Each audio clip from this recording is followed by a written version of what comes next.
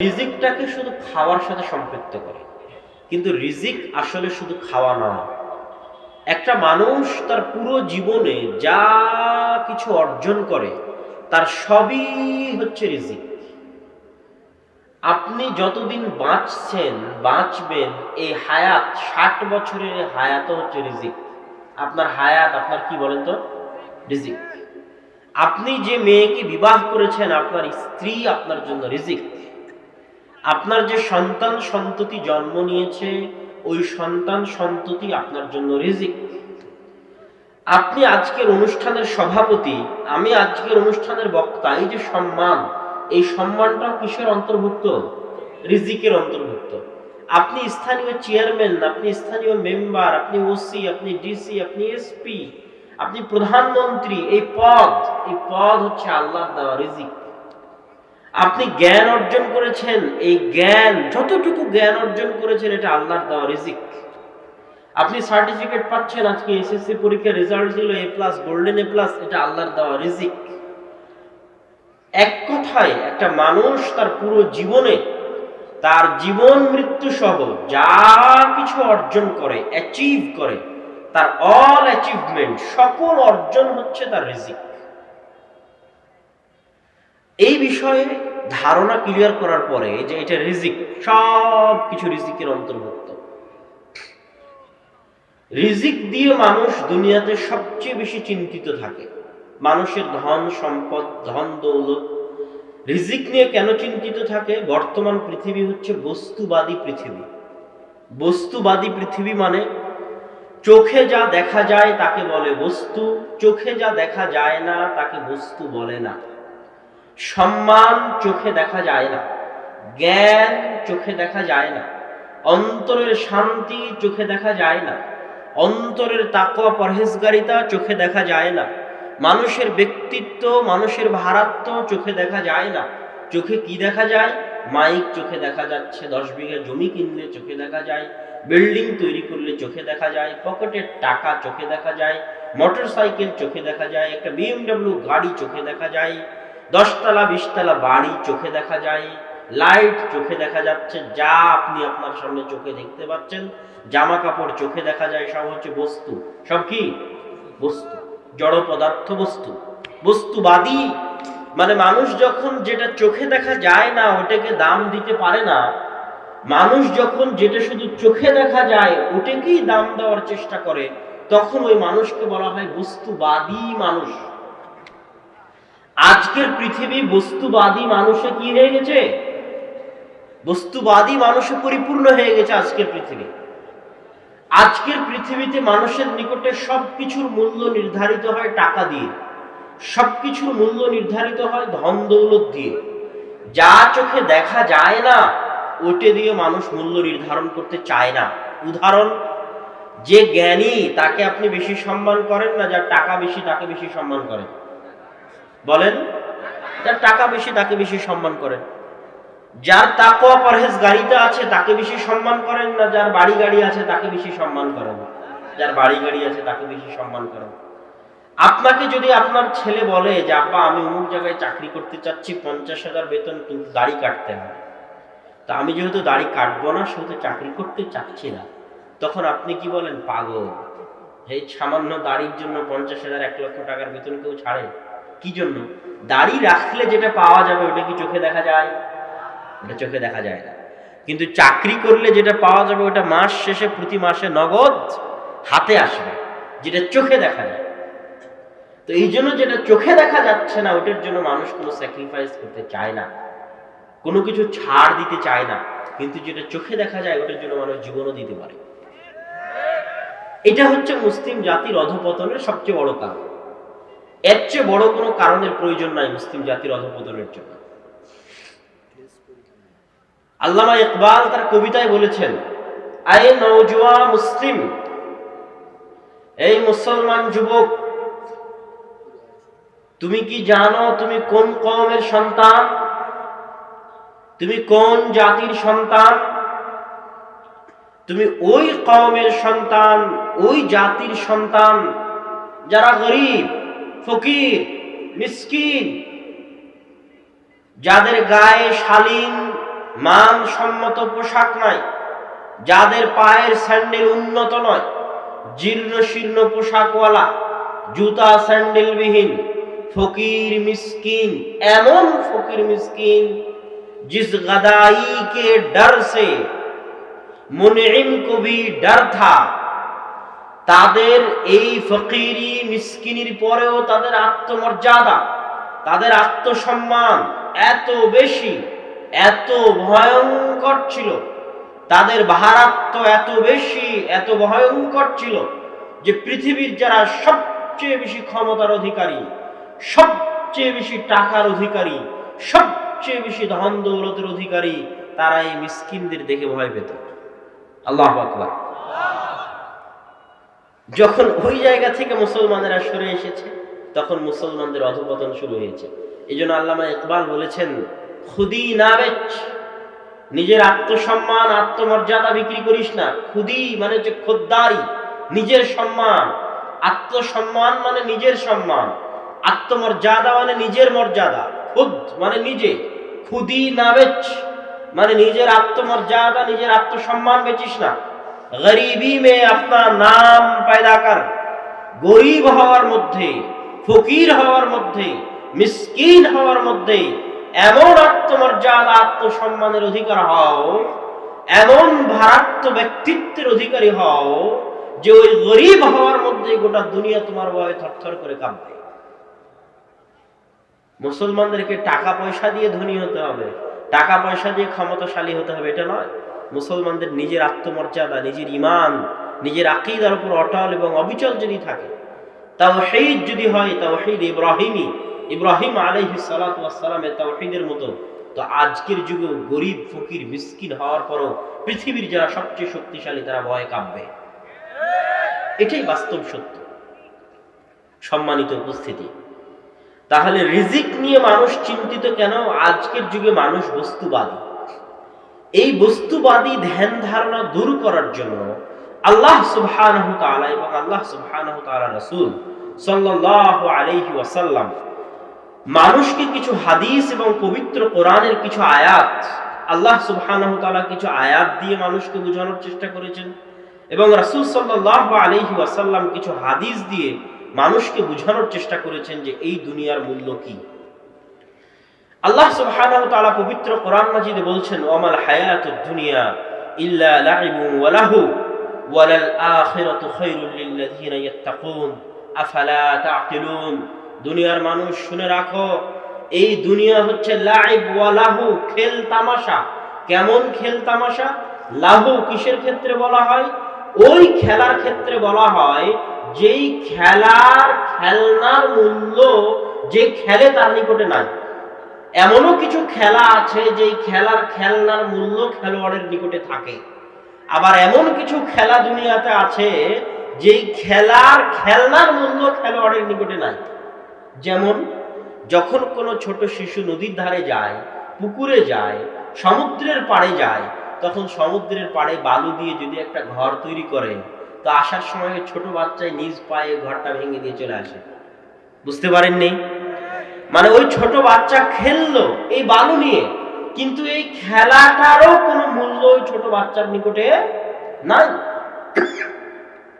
এটাকে বলা হয় লাহু। তো দুনিয়া হচ্ছে এইরকম খেলতামাশার জায়গা, যেই জায়গায় কেমন খেলতামাশা, ছোট বাচ্চা নদীর ধারে খেলার পর ওই খেলার জিনিসের যেমন তার নিকটে মূল্য থাকে না, এই দুনিয়া ওইরকম মূল্যহীন।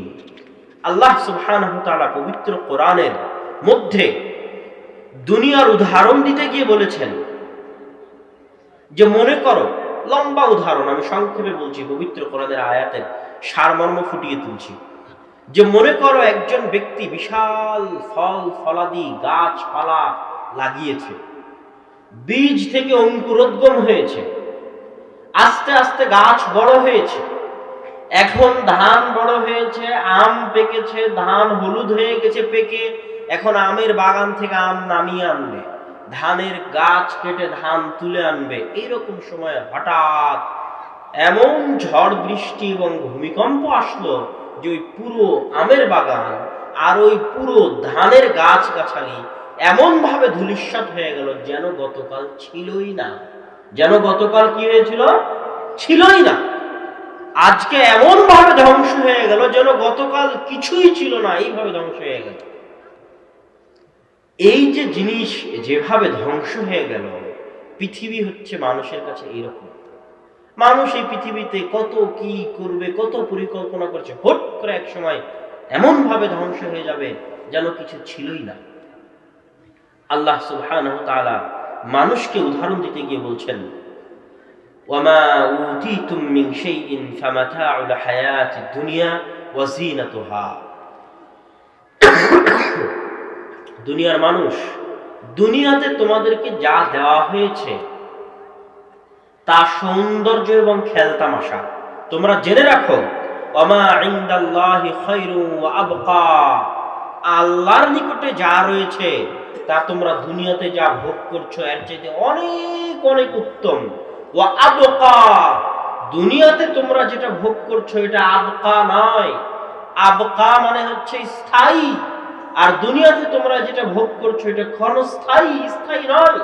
কিন্তু পরকালে তোমরা যেটা আল্লাহর নিকটে পাবে সেটা হচ্ছে আবকা, চিরস্থায়ী।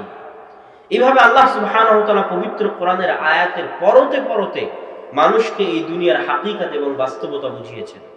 ঠিক তেমনি রাসূল সাল্লাল্লাহু আলাইহি ওয়াসাল্লাম তার হাদিসে বলছেন, আন মুতাররিফ ইবনে আব্দুল্লাহ শাখীর থেকে বর্ণিত, রাসূল সাল্লাল্লাহু আলাইহি ওয়াসাল্লামের নিকটে আসলাম, তিনি পড়ছেন আলহাকুমুত তাকাসুর।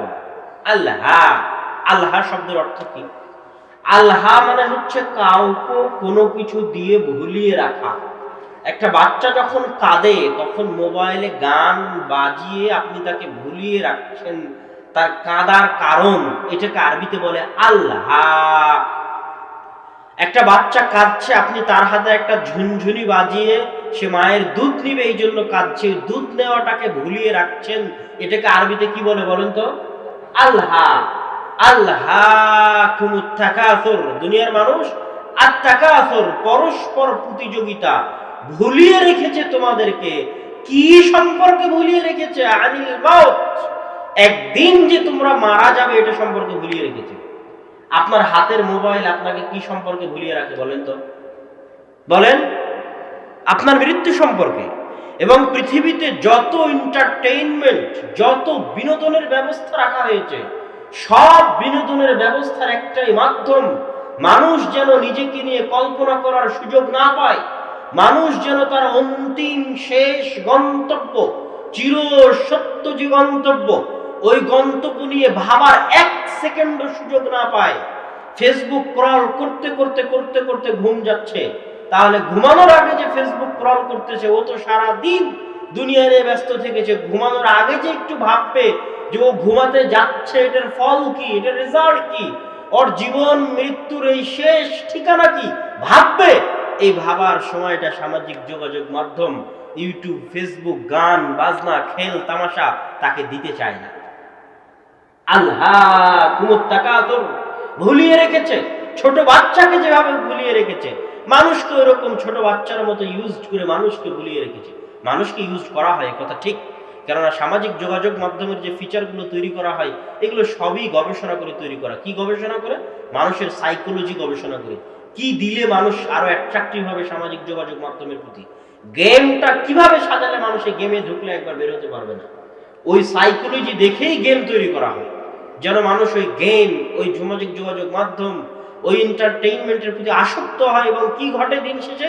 আল্লাহাকুমুত তাকাসুর, ভুলিয়ে রাখে তার মৃত্যু সম্পর্কে। কিন্তু আল্লাহ বলছেন না, ভুলে থাকতে পারবে না। কেন? ততদিন ভুলে থাকবে। কতদিন? কতদিন ভুলে থাকবে? হাত্তা যুরতুমুল মাকাবির, ভুলে থাকার সময় একদিন শেষ হয়ে যাবে। কখন? যুরতুমুল মাকাবির, যখন মৃত্যু ঘটেই যাবে তখন আর এই খেল তামাশা দিয়ে ভুলিয়ে রাখার সময় শেষ। এই আয়াত রাসূল সাল্লাল্লাহু আলাইহি ওয়াসাল্লাম পাঠ করছেন। পাঠ করার পর এবার রাসূল সাল্লাল্লাহু আলাইহি ওয়াসাল্লাম বলছেন, ইয়াকুলু ইবনু আদম মালি মালি মালি, আদম সন্তান বলে আমার টাকা, আমার টাকা, আমার টাকা। ওয়া হাল্লাকা ইবনু আদম, হে আদম সন্তান তোমার কি কোনো টাকা আছে? ইল্লা মা আকালতা ফাফনাইতা, ওইটা ব্যতীত যেই টাকা দিয়ে তুমি খাও, ওইটা ব্যতীত যেই টাকা দিয়ে তুমি পোশাক কিনো, ওইটা ব্যতীত যেটা তুমি জমিয়ে রাখো। শোনো আদম সন্তান, তোমার তো কোনো টাকাই নেই, তবে হ্যাঁ, ওই টাকা যেটা তুমি খাও, তবে তুমি যেটা খাও ফাফনাইতা, সেটা শেষ হয়ে যায়। সকালে খেয়েছো, দুপুরে শেষ হয়েছে, দুপুরে খেয়েছো, রাতে শেষ হয়েছে। মা কালতা ফাফনাইতা। টাকা মানুষ ইনকাম করে, ইনকাম করার পর সবচেয়ে বড় ব্যয় খাদ্যের ব্যয়। চাল, ডাল, তেল, লবণ, শাক সবজি, মাছ, গোস্ত তথা পেটে যাবে এরকম জিনিসপাতি কিনতে মানুষের ইনকামের 60 থেকে 70 ভাগ শেষ হয়। রাসূল সাল্লাল্লাহু আলাইহি ওয়াসাল্লাম বলছেন, মা কালতা ফাফনাইতা। টাকা দিয়ে ভালো ভালো খেয়েছো, শেষ হয়ে গেছে। দামি হোটেলে খাও, শেষ হয়ে যাবে। হোটেল শেরাটনে খাও, শেষ হয়ে যাবে। দুবাইয়ে গিয়ে খাও, শেষ হয়ে যাবে। বান্তা ভাত খাও, শেষ হয়ে যাবে। কাচ্চি বিরিয়ানি খাও, শেষ হয়ে যাবে। বার্গার খাও, শেষ হয়ে যাবে। সবচেয়ে নিম্নমানের খাবার খাও, শেষ হবে। সবচেয়ে দামি খাবার খাও, শেষ হবে। মা কালতা ফাফনাইতা। যা খাবে, যেখানে খাবে, শেষ হয়ে যাবে। ওয়ামা লাবিস্তা ফাবলাইতা। মানুষ টাকা দিয়ে আর কি করে? সুন্দর জামা কিনে। কিন্তু আজ থেকে 5 বছর আগে যে জামা ছিল, সেই জামা এখন নেই। আজ থেকে 10 বছর আগে যে জামা ছিল, এটা নেই। জামা ছিঁড়ে গেছে, পুরাতন হয়ে গেছে, ভাগাড়ে ডাস্টবিনে চলে গেছে। আর কি? খাওয়া এবং পরিধান করা বাদে মানুষ টাকা জমা করে। জমা করে কয়ভাবে? জমি কিনে জমা করে, বাড়ি বানিয়ে জমা করে, ব্যাংকে জমা করে। জমি কিনাও জমা করা, বাড়ি বানানো জমা করা, সোনা গয়না কিনাও জমা করা, ব্যাংক ব্যালেন্সে রাখাও জমা করা। এবার রাসূল সাল্লাল্লাহু আলাইহি ওয়াসাল্লাম বলছেন, আর যেগুলো জমা করেছো সেগুলো কি হবে? সেগুলো সব তুমি মরেই দেখো, একটাও তোমার নয়। এগুলো একটাও তুমি সাথে করে নিয়ে যেতে পারবে না। একটারও তুমি রিয়াল প্রকৃত মালিক নও, অরিজিনাল মালিক নও। মালিকানা একমাত্র স্থায়ী মালিকানা কার বলেন তো? আল্লাহ সুবহানাহু ওয়া তাআলা। হাজার লক্ষ বছর থেকে হাত বদল হচ্ছে। আজকে যেখানে আমি আপনি বসে প্রোগ্রাম করছি, আর মালিক 50 বছর আগে একজন ছিল, 50 বছর পরে আর একজন হবে। এইভাবে হাত বদল হতেই থাকবে। দিন শেষে এই পৃথিবীর, এই জমির, এই মাটির আসল মালিক কে? আল্লাহ সুবহানাহু ওয়া তাআলা। টাকা আমার হাতে, আমার হাত থেকে আর একজনের হাতে, তার হাত থেকে আর একজনের হাতে। দিন শেষে টাকার আসল মালিক কে? আল্লাহ সুবহানাহু ওয়া তাআলা। এই কথাই রাসূল সাল্লাল্লাহু আলাইহি ওয়াসাল্লাম বলেন, যা বাকি থাকবে একটাও তোমার সাথে যাবে না, সব মানুষে ভাগ করে নেবে। তোমার সন্তানেরাই তোমার সম্পত্তি নিয়ে ভাগ বাটোয়ারা করতে গিয়ে মারামারি করবে। এটাই পৃথিবীর সবচেয়ে নিষ্ঠুর বাস্তবতাগুলোর একটা।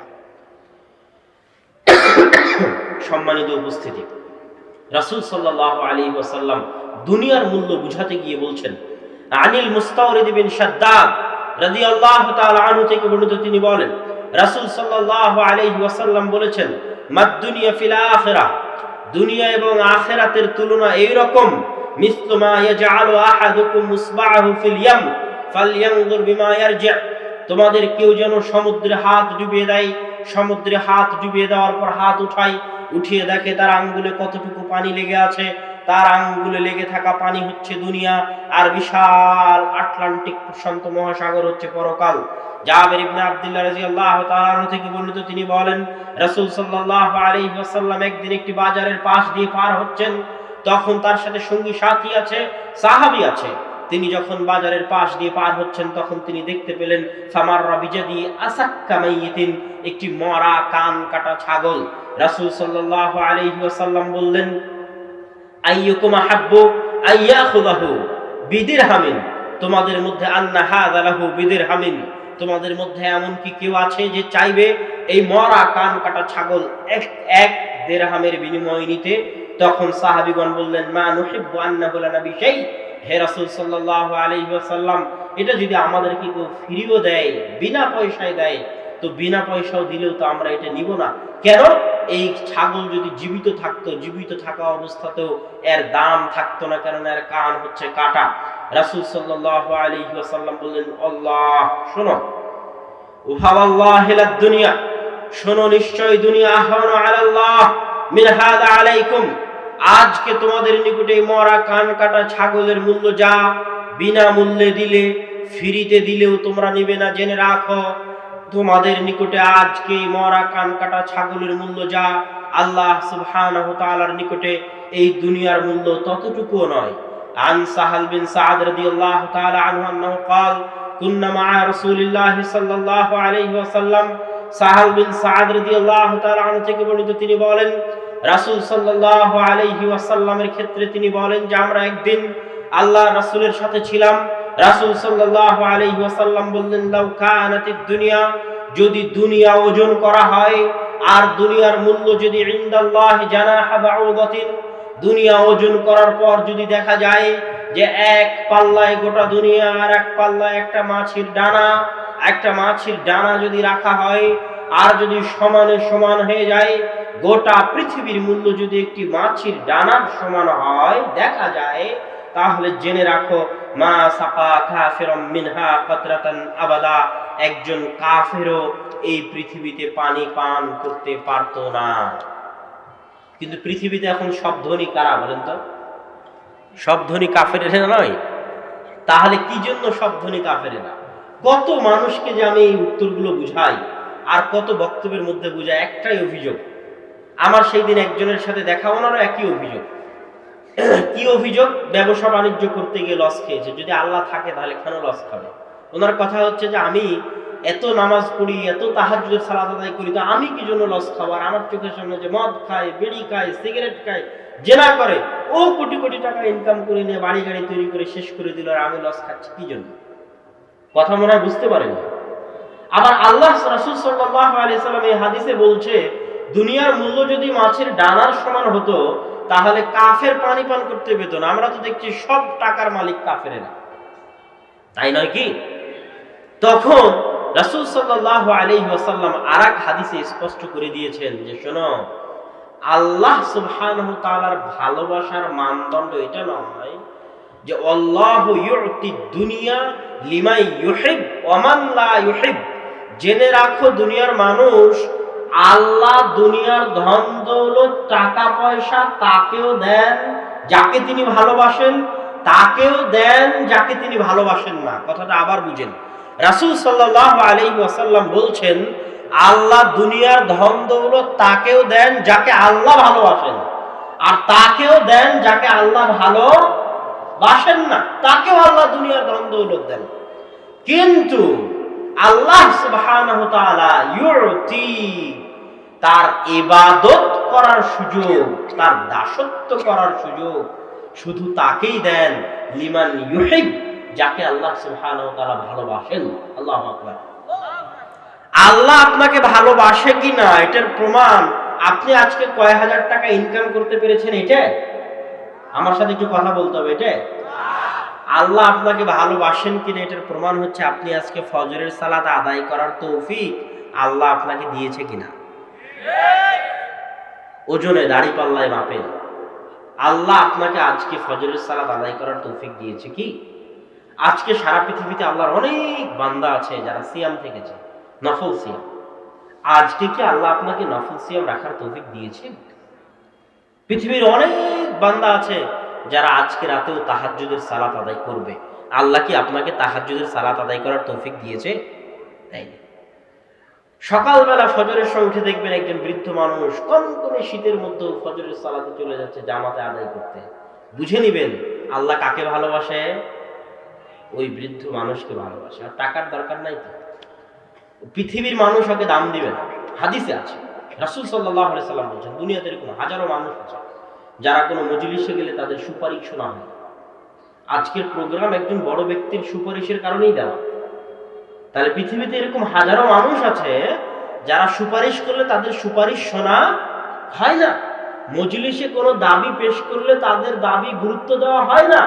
কিন্তু জেনে রাখো ওই ফকির, ওই মিসকিন যাকে দুনিয়ার মানুষ মূল্য দেয় না, যাকে দুনিয়ার মানুষ দাম দেয় না, সেই ওই ব্যক্তি যার জিকির, যার স্মরণ আসমানের উপর আল্লাহর নিকটে সবচেয়ে বেশি হয়। আল্লাহু আকবার। সে আল্লাহর সবচেয়ে প্রিয় পাত্র। মান ওয়ালাহু ওয়ালাহুল্লাহ, ওর সাথে যে ভালো ব্যবহার করবে আল্লাহ তার সাথে ভালো ব্যবহার করবে। মান আদাহু আদাহুল্লাহ, ওর সাথে যে শত্রুতা করবে আল্লাহ তার সাথেও শত্রুতা করবে। আপনি বুঝতেও পারবেন না কোন পাপে আপনি ফকির হয়ে গেছেন। আসলে কোনো একদিন আল্লাহর কোনো প্রিয় বান্দাকে অপমান করেছিলেন, তাই ফকির হয়ে গেছে। তাই আপনার ছেলে মেয়ে হয় না, তাই আপনার ছেলে মেয়ে সব পঙ্গু। কথা বুঝতে পারেননি?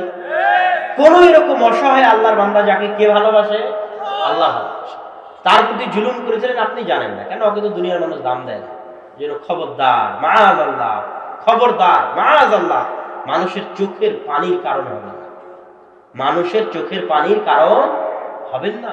সব আল্লাহ সুবহানাহু ওয়া তাআলা ক্ষমা করে দিবে, কিন্তু আল্লাহ তার মাজলুম বান্দার চোখের পানি, তার দোয়া, এইটা আল্লাহ সুবহানাহু ওয়া তাআলা যতই আপনি ক্ষমা চান, ক্ষমা করে দিবেন না। অতএব সাবধান। সম্মানিত উপস্থিতি, তাহলে এই জায়গায় আমি যেটা আপনাদেরকে বুঝাতে চাচ্ছি যে আল্লাহ রাসূল বললেন, দুনিয়ার মূল্য যদি মাছের ডানার সমান হয়, কাফের পানি পাবে না। দুনিয়ার সব ধনী কাফের। রাসূল সাল্লাল্লাহু আলাইহি সাল্লাম বললেন, শোনো, আল্লাহ তোমাকে ভালোবাসে কি বাসে না, এটার প্রমাণ হচ্ছে তুমি আল্লাহর ইবাদত করতে পারছো কিনা এটা। আর তুমি কি যে আল্লাহ শাস্তির মধ্যে রেখেছে, পাপের মধ্যে রেখেছে, তোমার সবচেয়ে বড় শাস্তি, সবচেয়ে বড় শাস্তি যে তুমি পাপের মধ্যে আছো, তুমি মাতরুদ, মাহরুম আন রাহমাতিল্লাহ, আল্লাহর রহমত, আল্লাহর দয়া, আল্লাহর করুণা দৃষ্টি থেকে তুমি বঞ্চিত, আল্লাহর দয়া থেকে বিতাড়িত, আল্লাহর রহমত থেকে বিতাড়িত, আল্লাহর দরবার থেকে বিতাড়িত। এটাই তোমার জন্য সবচেয়ে বড় শাস্তি। তুমি যদি দেখো তুমি সুদের মধ্যে আছো, বুঝবা তুমি শাস্তির মধ্যে আছো। তুমি যদি দেখো তুমি হারাম সম্পর্কের মধ্যে আছো, বুঝবা তুমি শাস্তির মধ্যে আছো। এটা শাস্তি, অরিজিনাল রিয়ালি শাস্তি। কেন? আল্লাহ সুবহানাহু ওয়া তাআলা পবিত্র কোরআনে বলছেন, রব্বানা যালামনা আনফুসানা ওয়া ইল্লাম তাগফির লানা ওয়া তারহামনা লানাকুনান্না মিনাল খাসিরিন। হে আল্লাহ, যালামনা, অত্যাচার করেছি, আনফুসানা, আমাদের নিজের আত্মার উপর। আদম আলাইহিস সালাম বলেননি হে আল্লাহ পাপ করেছি, কি বলেছেন বলে তো? অত্যাচার করেছি, জুলুম করেছি। মানে যখনই মানুষ পাপের মধ্যে থাকে তখন এটা অত্যাচার হয়। কিসের উপর অত্যাচার হয়? নাফসের উপর অত্যাচার হয়। নাফস যেহেতু আল্লাহর সাথে আহদে আলাস্তু আলাস্তু বিরব্বিকুম, আমি কি তোমাদের প্রতিপালক নই? প্রত্যেক মানুষের আত্মা বলেছিল হ্যাঁ বালা, হ্যাঁ অবশ্যই আপনি তো আমাদের প্রতিপালক। আর যেহেতু আত্মা আল্লাহ সুবহানাহু ওয়া তাআলার সৃষ্টি এবং আত্মা দুনিয়ার নয়, আত্মা কি দুনিয়ায় তৈরি হয়েছে নাকি? হ্যাঁ, আমার গায়ের গোস্ত কোথায় তৈরি হয়েছে? দুনিয়াতে। কোথায়? আমার গায়ের রক্ত কোথায় তৈরি হয়েছে? দুনিয়াতে। আমার মাথা, মাথার চুল, গায়ের লোম, পায়ের পাতা সব কোথায় তৈরি হয়েছে? দুনিয়াতে। কিন্তু আমার ভিতরে যে আত্মা আছে এটা কি দুনিয়াতে তৈরি হওয়া? না, এই আত্মা তো আসমান থেকে এসেছে। কথা মনে হয় বুঝাতে পারিনি। এই আত্মা তো ফেরেশতা ফুঁকে দিয়ে গেছে মায়ের পেটে, আসমান থেকে নিয়ে এসে। ফেরেশতা মায়ের পেটে ঢুকে দিয়ে গেছে, আসমান থেকে নিয়ে এসে। এটা আল্লাহর নিজাম, পৃথিবী পরিচালনায় আল্লাহর নিজাম। এখন এই আত্মা নিয়ে যাওয়ারও সিস্টেম আছে। আপনি কি মনে করছেন পৃথিবী এমনি চলে? ইন্নাল মালাইকাতা জুনুদুল্লাহ, ফেরেশতা হচ্ছে আল্লাহর সেনাবাহিনী। পৃথিবী কিভাবে চালাতে হবে আল্লাহ ফেরেশতাদের মধ্যে দায়িত্ব বন্টন করে দিয়েছেন। হাজারো লাখো মায়ের পেটে ফেরেশতা আত্মা নিয়ে যেয়ে দিচ্ছে, ওটার দায়িত্ব। আর হাজারো মানুষের অন্তর থেকে আর এক ফেরেশতা জান বের করে নিয়ে যাচ্ছে, তার সিস্টেম আছে। ফেরেশতা আসবে, মায়ের পায়ে, মাথার পায়ের কাছে বসবে, তাকে বলবে তার আত্মা পাপী হলে কিভাবে বের করবে, নেককার হলে কিভাবে বের করবে, কার মধ্যে নিবে, কিভাবে আসমান নিয়ে যাবে। এগুলো একটাও কাল্পনিক নয়। কি জন্য কাল্পনিক নয় বলেন তো? এই আত্মা সত্য, এই জন্য কাল্পনিক নয়। আত্মা যেহেতু বাস্তব। আমি মারা গেলাম, মানুষ বলছে আব্দুল্লাহ বিন আব্দুর রাজ্জাক মারা গেছে। নাই, আরে আমার চোখ আছে, কান আছে, মুখ আছে, হাত পা সব এখনো ঠিক, এখনো পচা শুরু হয়নি। মারা গেলাম কিভাবে? মারা গেলাম মানে দুনিয়া থেকে নাই, মানে চলে গেছে, মানে আমার পুরো বডি তো আছে। কি চলে গেছে বলেন তো? আত্মা চলে গেছে। এটা বাস্তব, এটা রিয়াল। তাহলে এই আত্মা কোথাও না কোথাও গেছে। এই আত্মা যেখানে গেছে ওখানে বিচার হবে। কথা বুঝতে পারছেন আমার? এই আত্মা কোথাও না কোথাও থেকে এসেছে, কোথাও না কোথাও গেছে। যেখানে গেছে ওখানে বিচার হবে। তাহলে আমি আপনাদেরকে যেটা বুঝাতে চাচ্ছিলাম সেটা হচ্ছে যে আল্লাহ সুবহানাহু ওয়া তাআলা এই দুনিয়াতে মানুষের আত্মাকে দুনিয়াতে সৃষ্টি করেননি, আসমান থেকে পাঠিয়েছে। এখন মানুষ যখন শয়তানের প্ররোচনায় করে পাপ করে তখন কার উপর অত্যাচার হয়? আত্মার উপর। কেন? আত্মা কোথায় থেকে এসেছে? আসমান থেকে এসেছে, আত্মা তো ভালো।